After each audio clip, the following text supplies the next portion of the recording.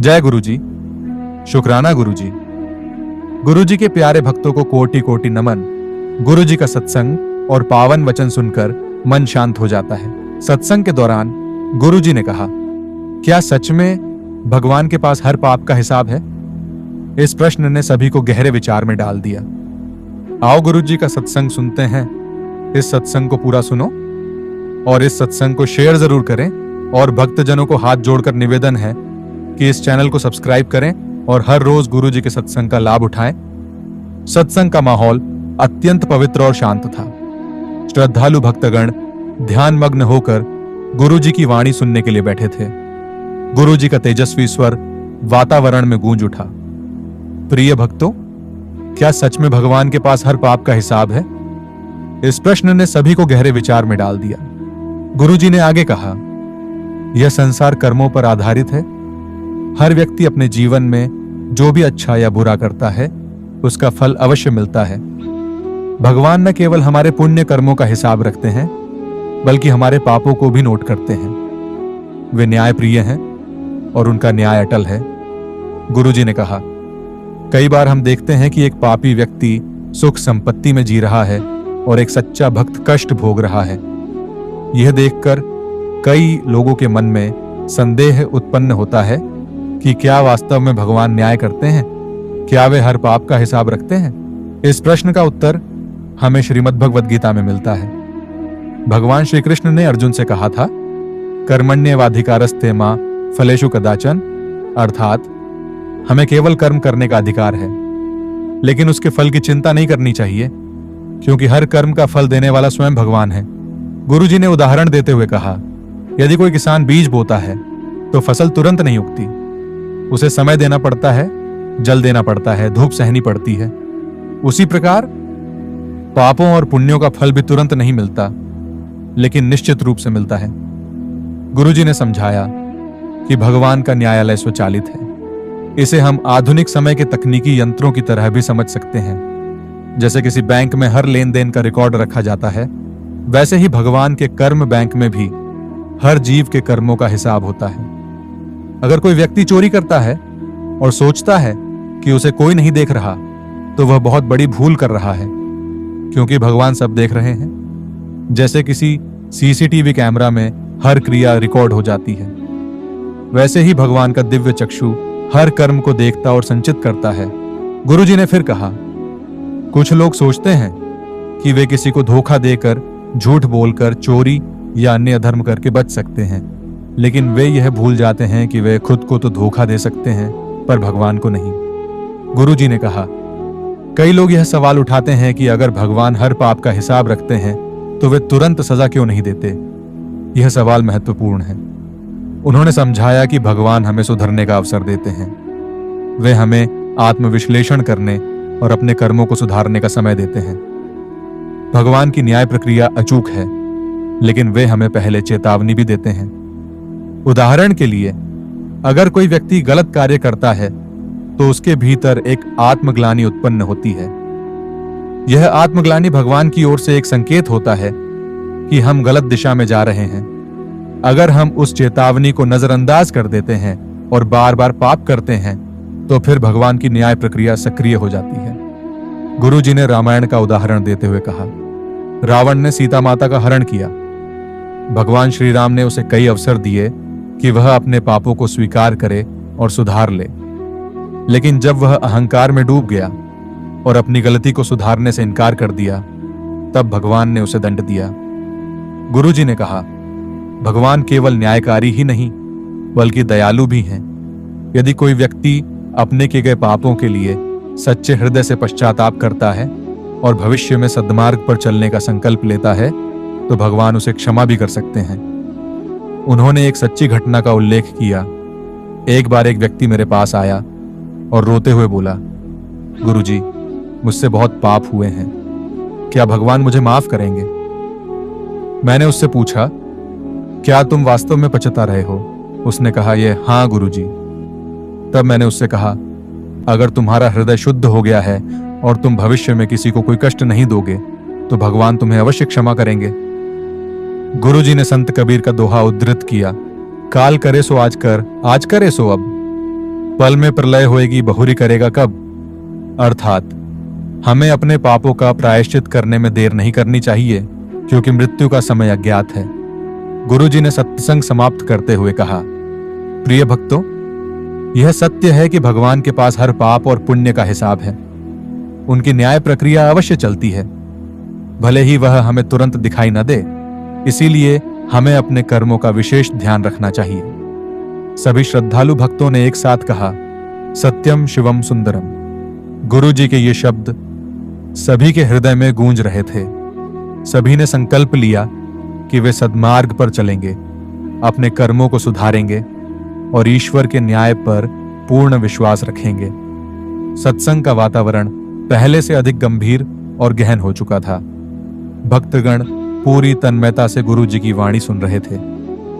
गुरुजी ने अपनी बात को आगे बढ़ाते हुए कहा, प्रिय भक्तों, हमने यह समझा कि भगवान के पास हर पाप और पुण्य का हिसाब होता है, लेकिन अब हमें यह जानना चाहिए कि यह हिसाब कैसे रखा जाता है और इसका प्रभाव हमारे जीवन पर कैसे पड़ता है। गुरुजी ने कहा, भगवान का न्याय तत्काल नहीं होता, बल्कि उनकी योजना गहरी और रहस्यमयी होती है। वे कभी भी बिना कारण किसी को कष्ट नहीं देते और न ही बिना कारण किसी को सुख प्रदान करते हैं। उन्होंने समझाया कि भगवान का न्याय 3 स्तरों पर कार्य करता है।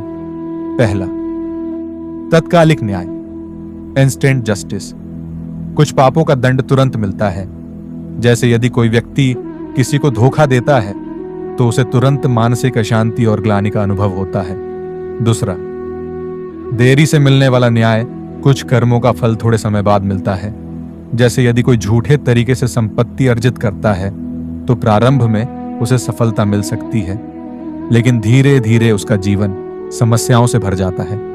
तीसरा, अगले जन्म में मिलने वाला न्याय, कुछ पापों और पुण्यों का फल अगले जन्म में मिलता है। कई बार हम देखते हैं कि कोई अत्यंत नेक इंसान कठिनाइयों का सामना कर रहा है, जबकि कोई पापी ऐशो आराम में रह रहा है। इसका कारण पूर्व जन्म के कर्म होते हैं। गुरुजी ने कहा, कोई भी व्यक्ति अपने कर्मों से बच नहीं सकता। जिस प्रकार एक बीज बोया जाता है और समय के साथ वह वृक्ष बनता है, उसी प्रकार हमारे कर्म भी फल देते हैं, चाहे वह पुण्य हो या पाप। भक्तों में से एक ने गुरुजी से प्रश्न किया, गुरुजी, यदि कोई व्यक्ति सच्चे दिल से पश्चाताप करे तो क्या भगवान उसके पापों को क्षमा कर देंगे? गुरुजी मुस्कुराए और बोले, हाँ, भगवान दयालु हैं। यदि कोई व्यक्ति सच्चे हृदय से अपने पापों के लिए प्रायश्चित करता है और आगे से गलत कार्य न करने का संकल्प लेता है तो भगवान उसे क्षमा कर सकते हैं।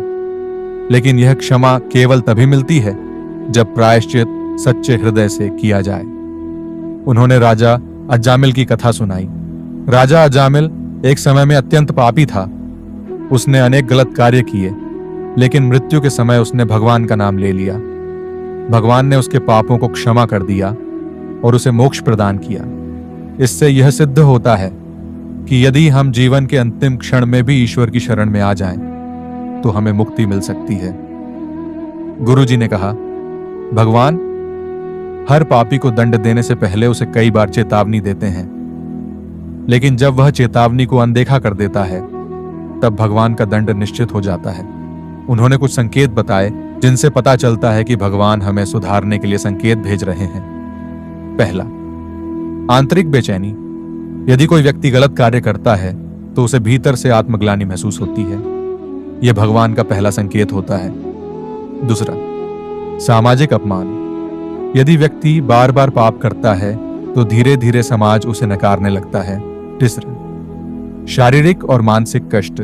यदि कोई व्यक्ति लंबे समय तक गलत कार्य करता है तो उसका स्वास्थ्य बिगड़ने लगता है और उसे मानसिक अशांति घेर लेती है। चौथा, परिवार और धन की हानि। जब कोई व्यक्ति अपनी बुरी आदतों को नहीं छोड़ता तो भगवान उसे उसके परिवार और धन से दूर कर देते हैं। गुरुजी ने कहा, भगवान के पास कर्मों की एक दिव्य किताब होती है जिसमें हर व्यक्ति के अच्छे और बुरे कर्मों का हिसाब लिखा जाता है। उन्होंने इस विषय को और स्पष्ट करने के लिए यमराज और चित्रगुप्त की कथा सुनाई। चित्रगुप्त देवता प्रत्येक व्यक्ति के कर्मों का हिसाब रखते हैं। मृत्यु के बाद आत्मा को यमलोक में ले जाया जाता है, जहां उसके कर्मों का लेखा जोखा पढ़ा जाता है और उसके अनुसार उसे स्वर्ग या नरक में भेजा जाता है। गुरुजी ने फिर कहा, यही कारण है कि हमें अपने हर कार्य के प्रति सचेत रहना चाहिए। यदि हम जानते हैं कि भगवान हमारे हर पाप का हिसाब रखते हैं, तो हमें ऐसा कोई भी कार्य नहीं करना चाहिए जिससे हमें भविष्य में दुख भोगना पड़े।